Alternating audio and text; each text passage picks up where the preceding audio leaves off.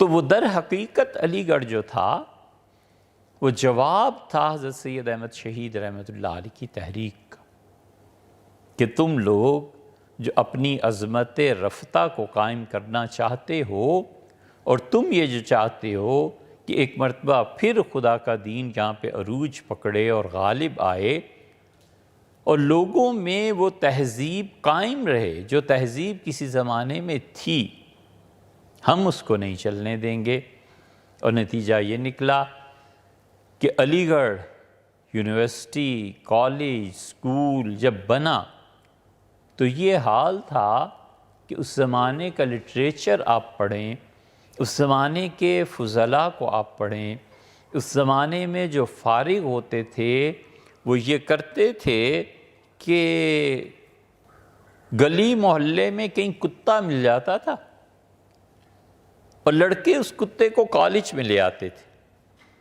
اور شغل یہ تھا کہ مارتے تھے اسے، تو کتا ظاہر ہے کہ بھونکتا تھا،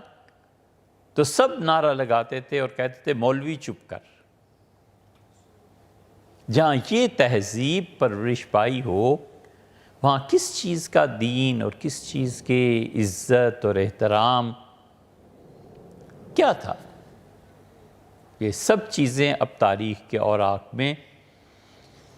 محفوظ ہیں۔